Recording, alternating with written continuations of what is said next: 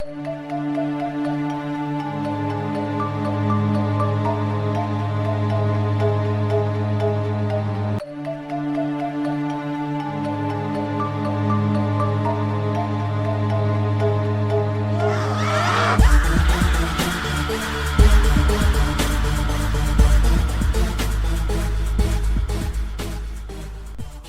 monsters, creatures, entities.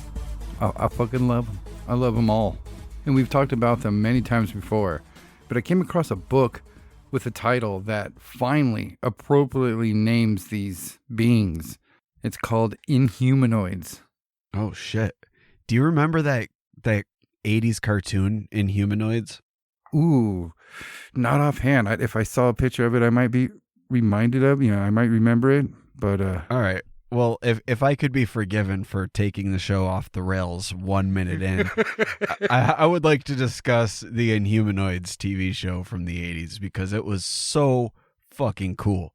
And a lot of you young whippersnappers probably think that you had some cool shit when you were kids. But I'm telling you right now, unless you lived in the 80s, you didn't have fucking shit.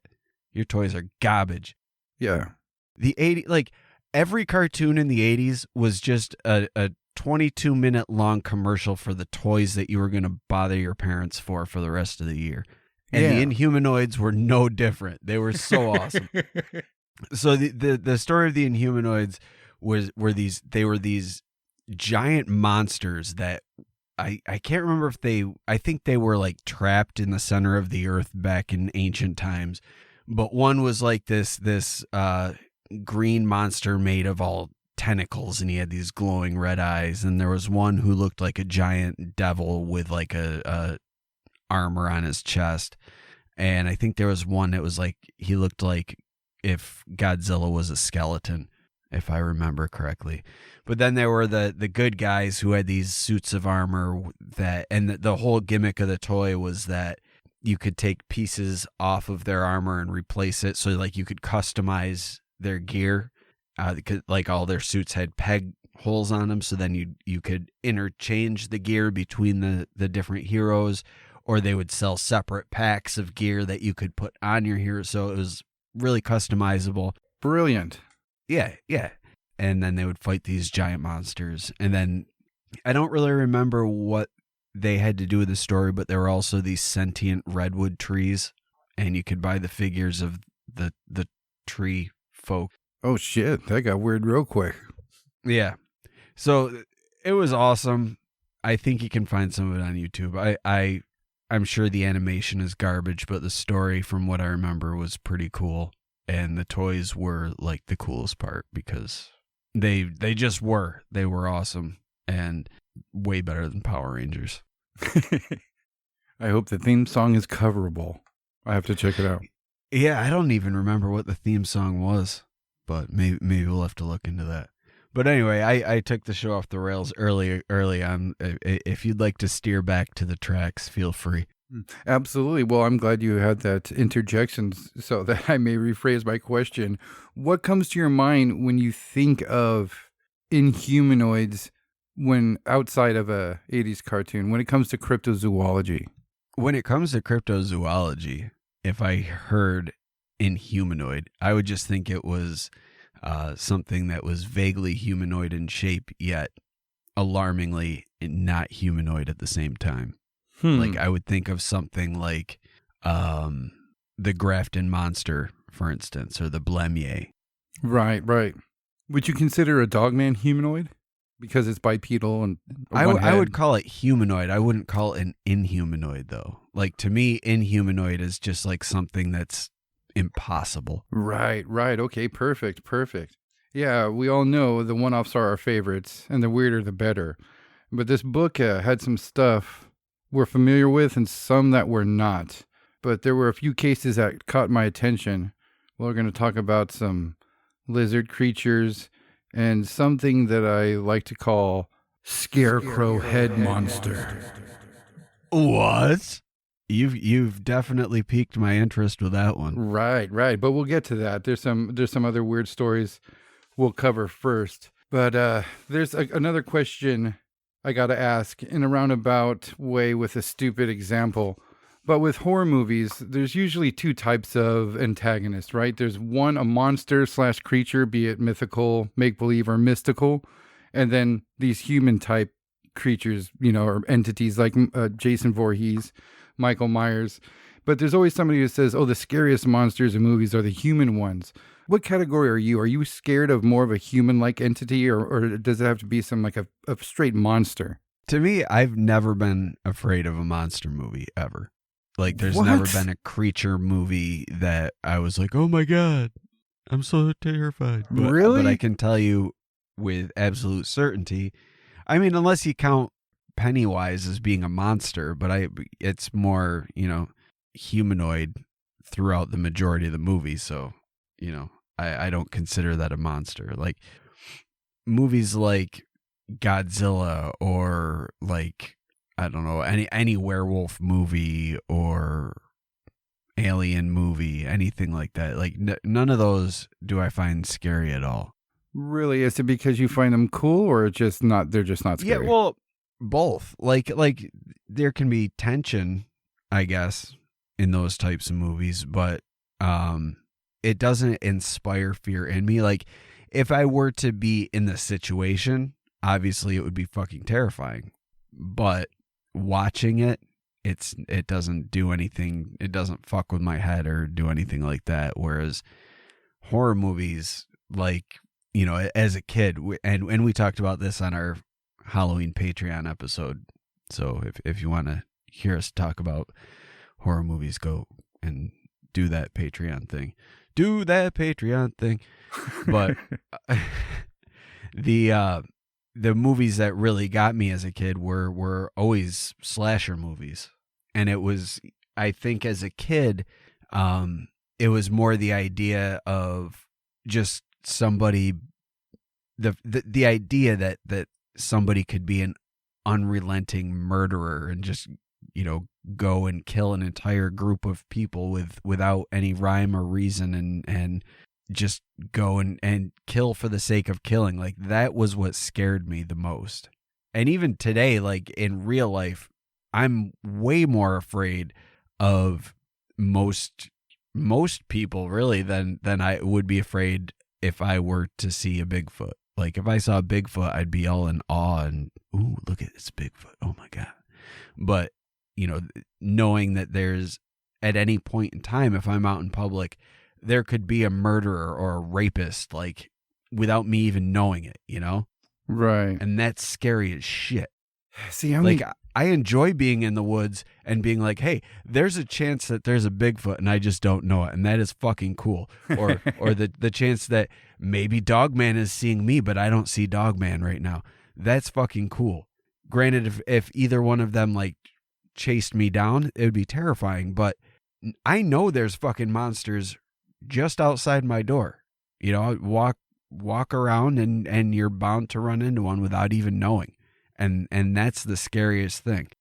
See, I was the exact opposite. The monsters in movies freaked me out. I remember seeing the engineer in the first Hellraiser. That type of creature scared me. When I saw like Michael Myers, as a kid, even now, 6 or 7 shotgun blasts to that dude's kneecaps, and he's not going to go anywhere. So fuck him. But I mean, I don't know. I don't know why the monsters scare me more. Maybe that's part of the fascination, but from a different route, I guess, through being scared of it instead of being fascinated by it as a kid anyway. Yeah, maybe. Because I was always, my mom has told me this story a bunch of times, but when I was a kid, I used to argue with her that there was a monster in my closet. And it wasn't like there's a monster in my closet, I'm scared. It was like I was arguing with her because I wanted there to be a monster in my closet. That's just like the kind of weirdo kid I was. Like, I always had a fascination with scary stuff, like anything that would kind of make my brain work in that fear state. For some reason, I was drawn to that, and I just enjoyed being afraid. So anything that would and I think that's what got me into the paranormal, because then it was like you're taking these scary stories and putting it out into the real world now. Like there's ghosts in the world. There's demonic possession in the world. Right. What? There's monsters, like literal monsters. Yes, please. Yeah. Yeah, I totally agree with you there. That's why I love the cases like the ones we're going to talk about tonight. I was talking to my daughter about one, and I was like, isn't that cool? And she's like, yeah, cool. I was like, no, it's more cool than that, goddammit. I was like, we live in a world where somebody's saying they saw this, where this could possibly exist. And just that possibility is cool enough for me. Yeah. And why the hell not? You know? Why can't it exist? Yeah. Like, just because more people haven't seen it and it hasn't been captured and you know, maybe not all of reality is something that you can touch and dissect. You know, maybe there's these weirdo monster creatures out there that just come and go as they please. Well, we can only dream. I don't want to dream. I want that to be real, damn it. I'm tired of dreaming. I'm tired of dreaming. Take me away, Dogman. Well, the first case I wanted to talk about, it's called the Priscilla Wolf's Lizard Man. In 1958, San Luis Valley in New Mexico, Priscilla, along with two other teenage friends, walked to a nearby park to play some basketball. They ended up playing around a little bit too long, and by the late afternoon, the sun started to go down. As they walked home, they approached a huge irrigation ditch that ran up against the fence of Priscilla's house. One of the girls suggested that they take a dip in the ditch before they parted ways, which they did. And as they swam, they noticed a, quote, man-like shadow standing on the opposite side of the fence next to Priscilla's house. They watched it as they slowly waded towards the edge of this ditch to get out, when it suddenly jumped over the fence, dove into the water, and swam straight for them. So they cut out and ran all the way back home, and they went back the next day to see if they can find anything strange. And sure enough, they found several, quote, three-toed footprints in the mud and dirt. Oh, shit, 3 toes. Yeah, 3 toes. That's always seems to be the thing. I don't know, like, there's something about these 3-toed footprints that they're not only tied to the reptilians, they're tied to the goblin sightings, and there's even a bunch of reports of Dogman and Bigfoot sightings where three-toed tracks are left behind. Right, and that's something that'll run a theme through these sightings that I'm going to talk about, is oddly numbered toed footprints, which I instantly thought of the Hellier stuff and like the Hopkinsville goblin stuff, and it to me, that when it comes to 3-toed footprints, we're separating from Bigfoot in a major way. But I wanted to look up Priscilla Wolf and see if I can second source the story. And it's this book that I read, it cites a lot of other books. I'll put the book in the show notes so you guys can check it out. But there's a lot that comes from Lauren Coleman's works and some of his books and just everywhere. But when I looked her up, the only thing I found was, oh God, I got to grab it. I saved it so I can put it in the show notes. Was a book called Vampires Among Us. And it seems that she is very much into Native American spiritualism. So I don't know if this, incident affected her that much to where it shaped the rest of her life as far as the direction it took. But the book mentioned another story to where her grandparents had a cabin in the area and she went there, as a married woman with her husband. And as they got there, something walked upon the porch behind them after they had closed the door and tried to get in. And as she went to go look at what it was, it jumped on the roof and banged on the roof and everything. And she said that her brother had such a bad feeling from the incident that he actually burned the cabin down, saying that it was pure evil. Oh my God. Yeah. That's a pretty intense reaction right there. Yeah, because I'll take a fucking mystery creature targeted cabin. You don't have to burn it down. You can give it to me. Yeah, I would gladly live in the mystery creature cabin. Yeah, I will either catch her and kill it or become best friends with it. You will not kill it. Yeah, no, see, or we can become buddies if it likes, Yeah, it's gonna become the mascot of the Whatcast. And, yeah. Every week he'll have his own guest spot where he'll just hiss and groan into the microphone, and we'll have no idea what he's saying. But we'll give him the opportunity nonetheless. Well, Patricia stated that she had actually seen this, quote, man-like shadow lingering around the fence 3 days in a row prior to this irrigation ditch attack. Now, that makes me think she might be sensitive in some sort of way by seeing things or picking up on things, but her two other friends actually saw this thing dive into the water and swim after them, and all three girls called it a lizard man. Aside from it swimming towards them rather than away from them, it sounds like the sighting itself kind of reminds me of the what the hell is it? The Loveland frog. I mean, it didn't have a magic wand, but the whole jumping over the fence and diving into a body of water and swimming around and being lizard-like. It seemed to be not in a hurry, like observing, kind of just doing its own thing. In one of the writings, it said that Priscilla had noticed that it was following them before they got to that irrigation ditch to swim in. So very observant type of behavior. Oh, shit. So it's stalking them. Yeah. Watching. Waiting. All right, well, here's another one, and this one caught my interest. January 17th, 1885 edition of the St. Louis Globe Democrat contains the article of a pretty freaky fucking inhumanoid. 3 homies were hunting, quote, south of the O&M Railroad Bridge over the Fox River.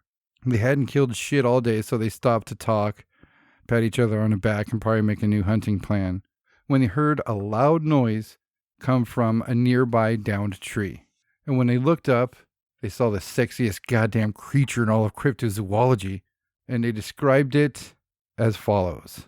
They said it was 9 feet tall, a dark-skinned humanoid with a very, very large mouth with, quote, fang-like teeth. Its neck was 3 feet long, covered in short red hair. Its body was 5 to 6 feet in length, covered in scales that they likened to that of a sunfish, and a 4-foot-long tail that curved up its back. So another type of lizard person from the sound of things. Yeah, it's like an old He-Man version with a 3-foot-long neck. Yeah, awesome. Totally into it. Well, apparently one of these dudes was like, fuck this, we need to kill this thing, had the old Mateo approach to shoot first. And oh, man, he hates lizard wizards too. Yep, and he tried to throw a rope around its neck, and he got a little too close and was hit by the creature's tail so hard that he, quote... Oh, I was hoping you were going to say that his head shot forward and headbutted him like the He-Man action figure. That would have been incredible. No, he was hit by the creature's tail so hard that he, quote, tumbled headlong 20 feet away. The creature then took off in the direction of the creek that ran under the railroad bridge. And what they found where they spotted this creature originally was a partially devoured pig carcass, which may have been the reason why they had bad luck hunting that day. The lizard scared all the animals away. Or just ate them all. Maybe. Maybe he is a voracious eater and he's like, you know what? I will eat everything. Yep. And then maybe that's why his neck is so long, because he has to swallow them like a snake, and he needs the space to get them down before they hit his gullet. Could you imagine a thing just like taking a bite of something and tilting all the way back and just shaking its head side to side? Well, maybe it's like a thing like when he's not trying to digest a recently killed thing, his neck isn't as long. Ooh. But when it comes time to eat, his head shoots forward like the Masters of the Universe toy, and it lashes onto the prey, and then slowly starts pulling him in, and his neck extends so that he can get bigger prey. Yep. Swallow cows whole. Yeah, because I mean, a puny human neck. You can't swallow a deer with that. All right. This is the one that caught my attention for a couple of reasons. This one's the start of your scarecrow-headed monsters. This takes place in Riverside, California. That's just east of Anaheim. And having heard of the city, I wasn't sure where it was, like on a map, so I looked it up. And I instantly noticed something interesting as far as possible habitation for a creature like the ones that we're talking about. If you could, Mike, can you Google Riverside, California? I want you to see a map of this city. It seems like this city was cut right out of the wilderness. It's surrounded on all sides by huge areas of forest, woods, and our personal favorites, national and state parks. And I'll break it down for listeners. So starting at 10 o'clock to the northwest, there is the Angeles National Forest. That at the north turns into the San Bernardino National Forest that ends to the east. From the east towards the southeast, the San Jacinto State Park. Oh, I don't even see that on the... Yeah, I had to zoom in and make sure these were all national parks and what they were called. We're at absolute southeast is the Palomar Mountain and the Cleveland National Forest. To the south is the giant Ronald W. Casper's Wilderness Park. And to the southwest is the Whitening Ranch Wilderness Park and the Limestone Canyon Regional Park. And lastly, to the west is the Chino Hills State Park. So this place is literally just carved out of the fucking wilderness. So when I saw that, Riverside is seemingly the perfect place for a monster-human interaction, especially if we're talking about lizard people. They like forests and woods, right? Lizards do. And swamps and underground and outer space. Well, this story's the Riverside story is called The Riverside Monster, and it took place on November 8th, 1958 to a gentleman named Charles Wetzel. Chuck was driving near North Main Street when something otherworldly jumped in front of his car. Now, the description that follows is going to depict something truly bizarre, but I'm going to use some quotes here from Chuck himself as he was interviewed by Lauren Coleman in 1982 for his book Mysterious America. So for me personally, couldn't come from a better source. He said that he was driving on Main Street and came across an area where the Santa Ana River would overflow, spilling water onto the roadway. As he approached, there was indeed water on the road, so he slowed down almost to a stop. At this point, he noticed his radio started to go crazy. There was a bunch of static, and he said that he even changed the station to see if it would help. His recollection of the situation was so acute that he remembered what radio station he was listening to before it freaked out.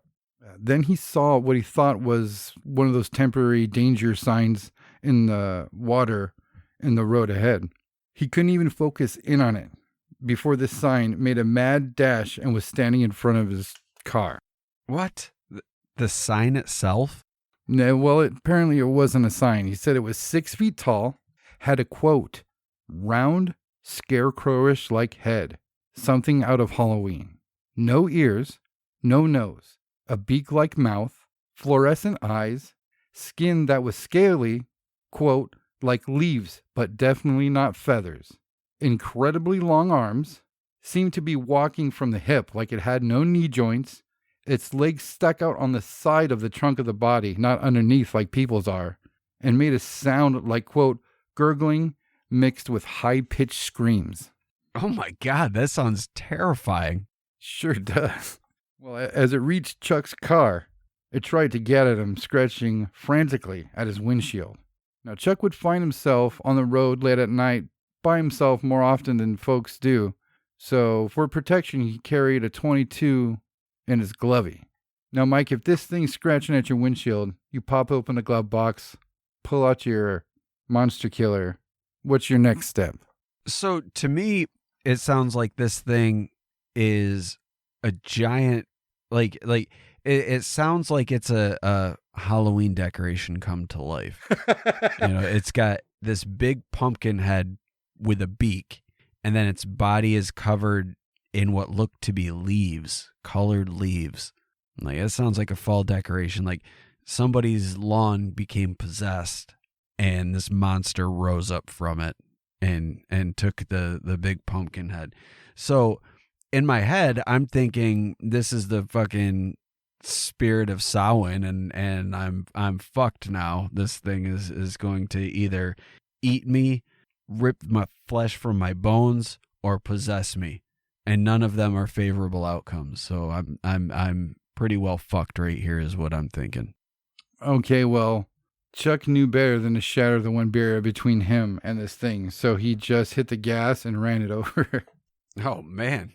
You can't run over the spirit of Halloween. Well, Chuck contacted the police, and there were scratch marks on his hood and windshield, and an inspection, and they say in this book, test, revealed that he did run something over, as most of the grease and oil had been runned off the oil pan underneath his car. And he even said in his interview that he did hit something. He said, I rolled over it. It went under my car, and he got the fuck out of there. What if it was a person wearing a Halloween costume? Chuck's a murderer. Yeah. Or is he? It's just some asshole who wanted to, he's like, you know what? I'm just going to dress like a monster and wander the highway and freak people out.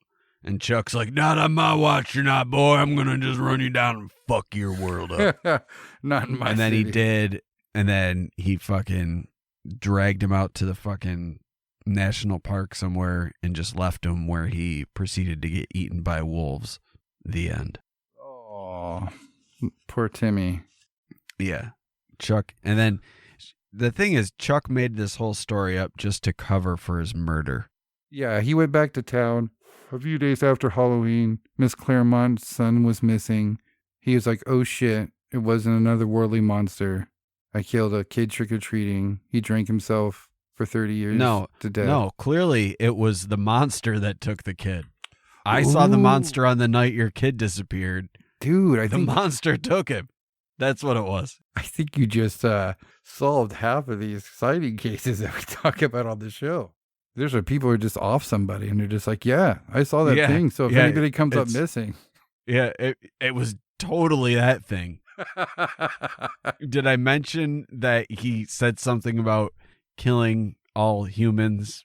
Because he totally said he was going to kill every human. So, we should probably be afraid and stay away from that area.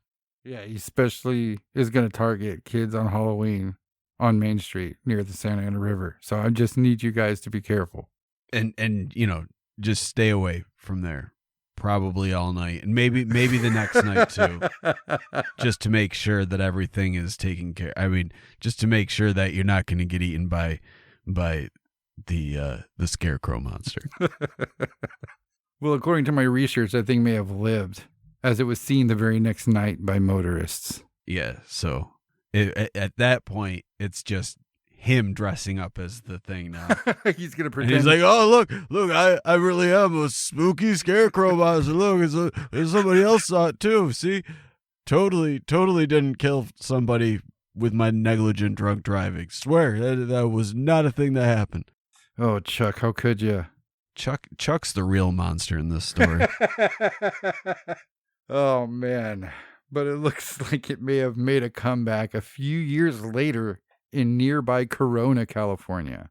No virus jokes. See, also, Chuck was on a bender and found himself in Corona and decided, you know what? I'm going to pull on my Scarecrow costume. I'm going to go run around all willy-nilly. Well, in my opinion, after you hear this thing's description, you may agree that this is an entirely different inhumanoid beast. Dave Wilson and Tom McLivy were two high school kids heading out to hang out. As they made their way, they noticed it was later than they thought, and they were going to be late to their engagement. So they decided to take a shortcut through some lemon groves that ran along the northern border of the city. They said that they were trucking along at a pretty good pace, it being a dirt road with no other cars around. When Dave thought he saw something in the road ahead, they were fastly approaching, and then Tom saw it as well. So they hit the brakes, almost coming to a complete stop when they sure there was something blocking their path. It started to move, so they positioned the truck's headlights to be facing directly towards this thing. And they stopped the truck and they got out. As the dust from the road settled, they noticed it was gone. But as they noted that nothing was there, a noise came from the lemon trees on the side of the road. There, about 75 feet away, emerging through the lemon trees, came what they described as a 9-foot-tall humanoid, covered in short, gray, shaggy fur, quote, had a scarecrow head, really round, no neck at all, bulging eyes. Its front teeth were pointed forward and had huge claws. It then let out what they called, quote, a metallic screech, lurched to one side, and then rushed them. Wow. So it's like I got fucked by a car once. I'm not taking the chance again. So to me, because of the change in description, what that tells me is that the inventor of the costume upgraded. He's like, you know what? Wet fall leaves just aren't going to cut it. I need a werewolf costume. But then he's like, but all the werewolf masks look shitty, so I'm keeping the pumpkin head. I'm going to have a big old pumpkin head. And it doesn't make sense for a pumpkin to have a beak, so he decided to add some teeth to the front of the pumpkin to make it look extra terrifying. And that's what happened. And he's like, you know what? I gotta make sure people are afraid. And he just charged them. Really, Chuck's just he's a drunk that's got a weird Halloween inspired furry fetish. Furry fetish. Yeah. So he dresses up in his Impossible Creatures costumes. Wolf mascot costume, but instead of having a wolf head, he just has this big old pumpkin head with nasty, gnarly teeth, and then he puts on claw hands. He's an evil furry, is what he is. Ooh. He's not a fun, cheeky furry. He is an evil, nasty furry that wants to just spread hate and fucking anger. And scratch your car. Yeah, he does. He got hit by a car one time, and now all cars must die. That's what the metallic screech was. It was him saying never again before he started. What the metallic screech was. See, this is the other thing about this creature. The creature can perfectly mimic things. So this metallic screech was him mimicking the sound of the brakes as the car hit him the first time. So he thinks that's the sound cars make. So he's just screaming at the car, trying to communicate, "Don't hit me." Oh, man. Yeah. Stupid pumpkin-headed monster furry guy. Chuck, what are you doing? Well, Dave and Tom broke for the truck, jumped in, and peeled out in reverse, coming to, quote, a spinning stop. Oh, sure. That's going to calm him down. Squeal your tires. He's already traumatized by cars. That's not going to make things any better, guys. You just did the absolute wrong thing. Yeah, have some consideration, you fucks. But they ended up some 70 feet from where they had first spotted the creature after they had done this maneuver, and Dave looked into the rearview mirror only to see the creature chasing them, reaching for the truck's tailgate. And Dave yelled, "It's on us, it's on us," hit the gas, and got out of there. The next day, Dave and Tom grabbed one of their other friends and went back to where the attack occurred to see if they can find any evidence. They knew that nobody would believe them unless they had some evidence to back up their story. And they only found one single footprint pressed into the ground about 1 inch deep. It was 18 inches long, 7 inches wide, and had 3 pointed toes. Yeah, it did. They called the police to report the attack.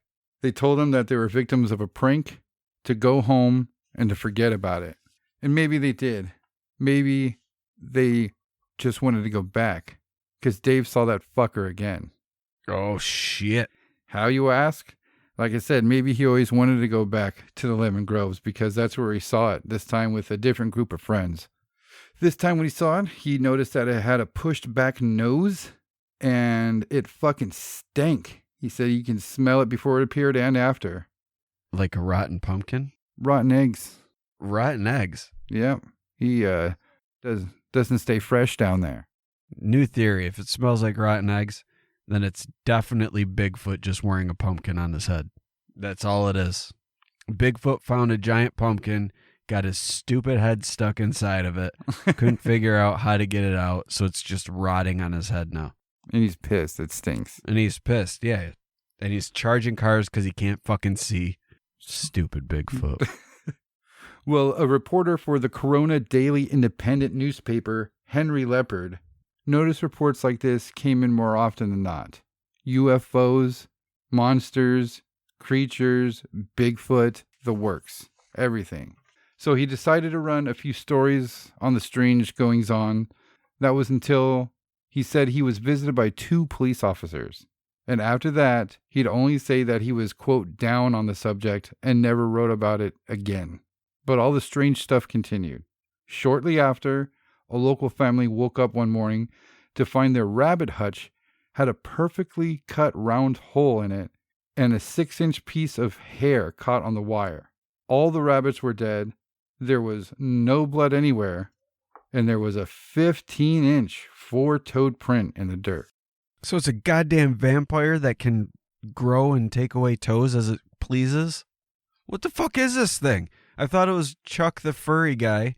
Then I think it's a Bigfoot. Now I'm completely befuddled by what the fuck this thing is. Yeah, that's what I wanted to ask you. I mean, this is some weird fucking shit. These descriptions are insane. And then we've got the 2 descriptions years apart talking about a scarecrow head. And they're saying it looks like somebody's put a pumpkin inside of a sack and tied it off. And one said that was the shape on the end of a 3-foot neck. If we're talking about a lizard man, that's not very lizard-like. There was no, like, a snout like a lizard or an alligator has. Fucking Chuck said that it was a beak, but it was fleshy and tubular. So it wasn't like a hard bone-type beak. I forget. Crichton? Maybe like a dick nose? Maybe. I was hoping, and then I drew it. I sent it to you on your phone, and that's kind of what I went with as far as the nose went, or mouth. But seriously, what the fuck is going on here? Metallic screeching? Scales like a sunfish? Scales that look like feathers but are definitely not feathers? We've covered a lot of shit, dude, but I've never heard such a strange variety of a description of one creature. Let's just say that Chuck's is different from the 2 teenage kids what they saw. 2 different entities. Let's just start with Chuck's. I mean, I can't think of anything what this could be. This made me think of something as bizarre as, people talk about Flatwoods, but they forget about was the second sighting with its armor off in Braxton County? Oh, I forgot all about that one. No, yeah. See, people always forget about that other sighting. I mean, it had the lower half that the Flatwoods monster had, the exact same thing. It just had the upper armor off, and it was reptilian in appearance. And that's what I thought of when I heard about Chuck's story. But still, you can't just go reptilian with this thing. Let me pull up. I dropped my notes as I talk. Okay, this description, 6 feet tall. Okay, that's a big reptilian, maybe average, right? From what we understand, they're always bigger when you see the fucking drawings on the internet of the blonde-haired chick standing next to a lizard dude and a fucking praying mantis. We got the scarecrowish head, and he said, quote, like something out of Halloween. And he was very keen on the details of this story. There's a quote that he said that it was screaming like a fucker. I mean, he was a normal person. He had his shit together. Like I said, he even remembered the radio station. No ears. That's reptilian-like, right? No external ears, but no nose. But then we've got the tubular-like mouth. So if I sent you the drawing, it's almost like why am I forgetting his name? From Marvel. Man-Thing, is that it? The swamp-looking... Giant-sized Man-Thing. Thank you. Why was I forgetting that? It's one of my goddamn favorites. I said Man-Thing, but I wasn't sure. It didn't sound right.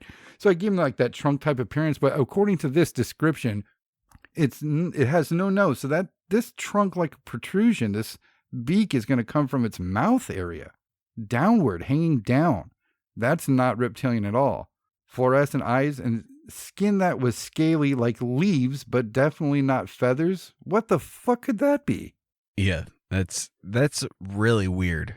Yeah, you throw in incredibly long arms, man, and this is a fucking SCP monster. I don't even know what to make of this shit. Oh, you know what it kind of sounds like? The troll from D&D. Have you ever seen what that looks like? No. Do I just look up troll D&D? God damn, dude. Did Chuck play D&D? When I read that description, I was like, holy shit. I can't wait to tell Mike about this fucking monster. Yeah, that thing is fucking cool. So, I like it. Yeah, I also like the 3-toed and apparently 4-toed, pointed-toed footprints. I mean, that to me, again, removes us from Bigfoot. And there's nothing about these creatures that makes me think about Bigfoot or Dogman. Do you? Other than the fur, no. And all the other ones, I mean, specifically state that it's scaly, but this last one, it said scales like leaves, but then in the initial sighting, but then the other sighting said it was furry, long gray fur. That's weird. Yeah, it's weird. It doesn't make me think of anything from Creatures of the Lumberwoods. So no like folklore-ish stuff. It just sounds like a weird amalgamation monster thing. Like Right. It's so weird. Right. Again, another reason why I don't go camping. Yeah, just all of your reasons center on monster attacks. I will not go camping because I don't want to be attacked by a monster. Yeah, I hope my day comes, I hope I'm just sitting on my couch in a dark room. Somebody kicks open my front door and they go, Mateo, it's come. And I'm going to go, I know. I told you guys this day was going to come. There's going to be some creature rampaging downtown. I'm not going to be able to do shit about it because I don't want to get eaten. And instead, you'll be home and you'll be haunted by shadow people. No, I'll go face it. I'll go strip down naked like my opponent. You're lucky we turned on that Bigfoot TV show, bro. You're gonna see me naked walking in the woods for sure at some point. Just Mateo standing there with nothing but a loincloth and a shovel, ready to face down the monster. Yep, I'll be like, "Who's there? Show yourself, beast!" While they're blurring out hear this ominous roar echoing off the trees. Then you hear the crashing and trees falling over, and all of a sudden this weird long-necked monster is trying to swallow you whole. Yeah, and I do my classic predicted defecation, pass out, heart attack, and death while it chews on my body. It's got me wiggling in the air with like my body down to my shoulders in its mouth already. What do you do, Mike? What do you do? And so ends Mateo. Fuck that. I'm going to hit it with a rock at least. Come on. You got to give me that. It'll probably be like our D&D games, and I'll totally miss, fall, hit my head on a rock, and die from that. Yeah. You go to hit it with a rock, somehow you hit the back of your own head while you're swinging and knock yourself unconscious. 100%. Yeah. He rolled a 1. It would happen so fast. You just look at the monster, then look at me drop to the floor and go, yep. Yeah, that's about right. Mm-hmm. And he's naked. Put your balls away, Mateo. Put your balls away. Thank you for listening to the Whatcast. You can find us on Twitter, Instagram, Facebook, iTunes, and YouTube. Enjoy the podcast. Get yourself a Whatcast t-shirt or a sticker pack. Who was that dude on that one episode? Try the links in Homie's page. All this and more can be found at www.thewhatcasters.com. Thanks again for listening and have a great week.